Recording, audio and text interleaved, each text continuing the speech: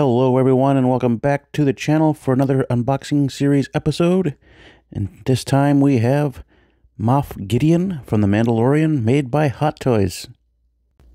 And coming around the corner here is the credits of the box, the makers and the artists and everyone involved. Special warnings, of course.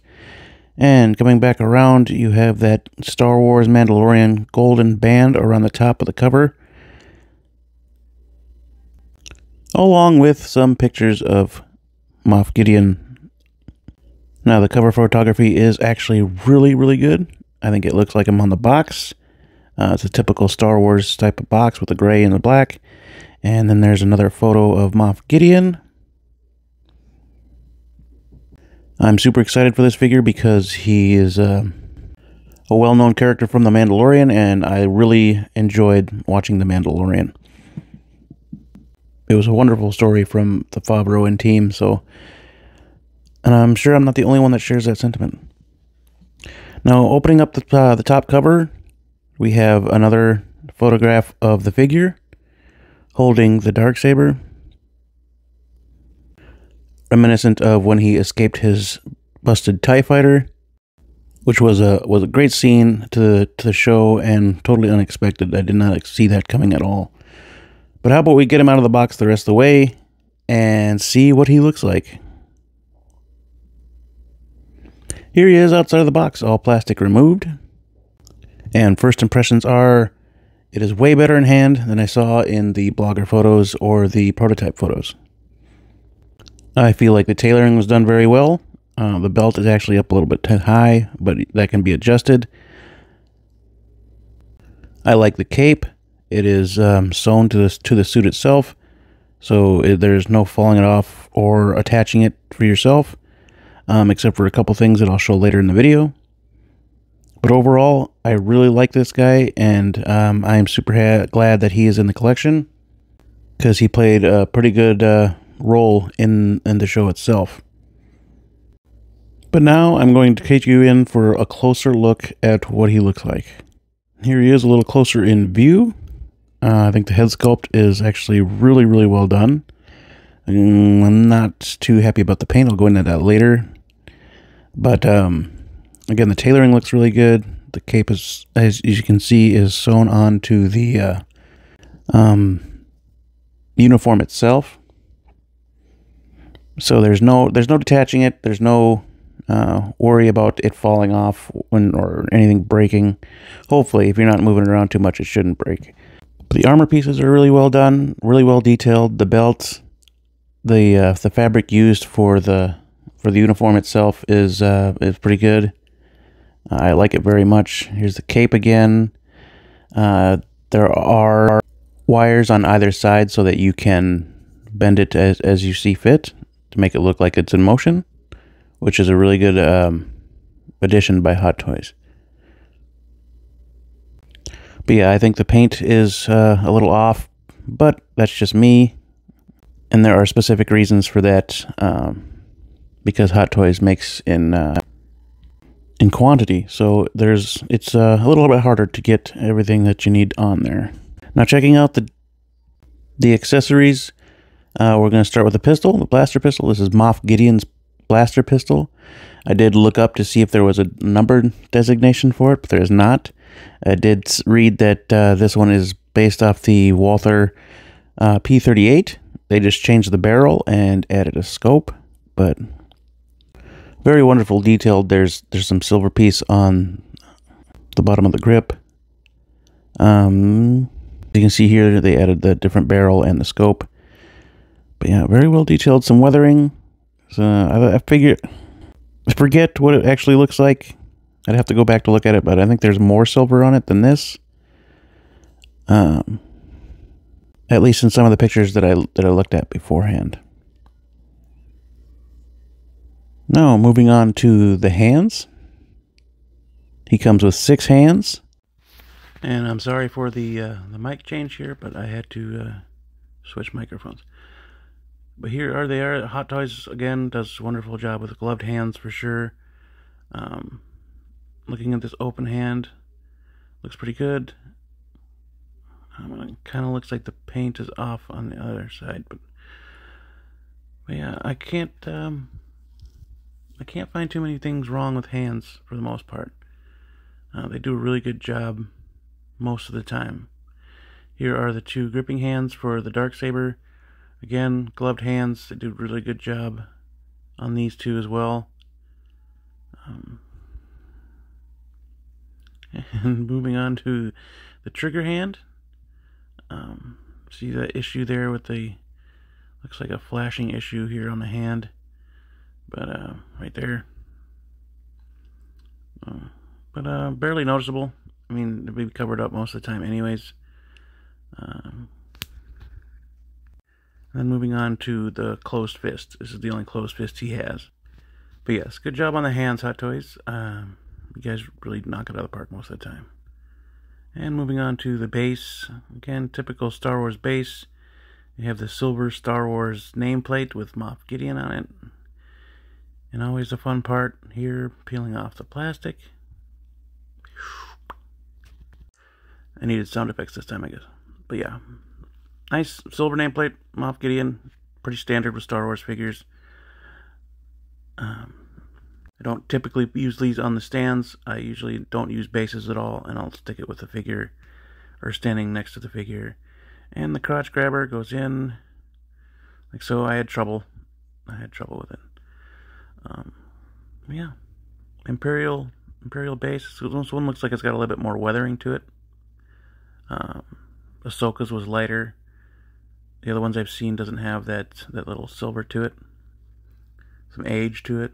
And then the silver nameplate goes right on front, as usual. Yeah. Pretty typical base from Hot Toys. Yeah. And then moving on to the Darksaber itself. Here is the fan blade to represent motion with the Darksaber. Done really well in this shiny black plastic, almost a laminate. You can see the different lighting effects, or the lighting effects inside. Unfortunately, these do not light up, but they do add that special white around the blade to make it appear like it's lighting up. So it looks good, and it comes apart right about here, so that you can attach when it's off. Here's the top part of the hilt. You just attach it, you just peg it in, just like so, and then it's off. They did a really good job with the details on it. I like that gloss look to it. It's the black, it's awesome. They did a really good job on this. And then same thing with the fanned blade. It just slides in, and then you have a motion Darksaber. Yeah, I like these a lot. They did a really good job on these as well. The hilt, they all look the same. They all got that metal ring on it, which was done really, focus, there. Which was done really well. Now moving on to the head sculpt. As you can see up close, a lot closer look. I think it looks a lot like Giancarlo Esposito. A lot of people have said that it doesn't look like him, that it looks off, or that they wish he had a different expression. But I like this expression. It works. It works for the figure. Although you see him mostly annoyed in the show, this face sculpt works. They did a nice job on the hair, of course. Looks really good. My only issue with this is that it's not, in my own opinion, painted as accurate as it could be. Again, it's mass-produced, so I understand the difficulties of getting all the details in there that you need to get it out on time. But I would have liked a little bit more color to it, some more reds, a little bit more yellow maybe. But that's the way I paint. And on a closer look, I wanted to show you guys this one. These are magnets that clip onto the shoulder pads. There's one on each side.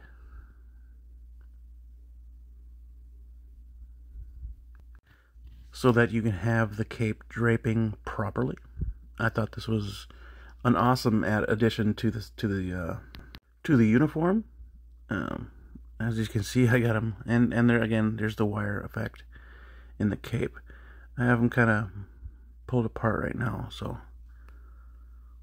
there's the effect on both sides. You got the wire on both sides, so you can have it fanning if you need to. It doesn't fan like it should or like you'd expect, but it does the job.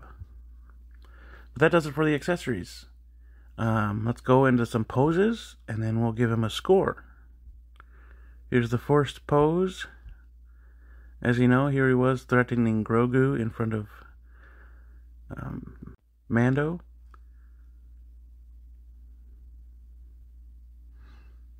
Nothing too difficult. He's just standing there with a dark saber next to Grogu, Baby Yoda, and yeah, the holster didn't really want to cooperate with me, at least for this part of the video.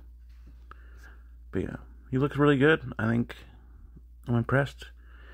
He's not gonna have a super high score, but he'll have a pretty good score. And here I have him with some troopers. I don't have any dark troopers, otherwise the dark troopers would probably be behind him. But yeah, pretty imposing with some help behind him. But I think this works. You can see as the wire cape, if you can have it flow to one certain side, and he just looks really cool next to those troopers. I wish I had the dark troopers, but here we are. And here he is battling Mando. I didn't have a Beskar spear, so I had to improvise with a different sort of staff. But he looks good. I'm really impressed with this Moff Gideon. To score him, though, I'd probably have to give him, in total, God, he feels like an 8. An 8.1. While the paint job bothers me a little bit, it's not enough to bring the score any higher. But his accessories are really cool. His tailoring's really good. He looks really good with next to Mando. He looks really good with the other troopers that I have, so that works out as well. 8.1 sounds about right. But what do you all think? What is your score on this guy? Is he an 8? Is he a 9? Let me know down in the comment section down below what you would score Moff Gideon. And then I just wanted to give a reminder out there that there will be a 6-scale figure giveaway at 1,000 subscribers. It will most likely be something that releases around that time. But that'll do it for me. Thank you for watching. Be safe, be healthy, always be kind, and we will catch you on the next one.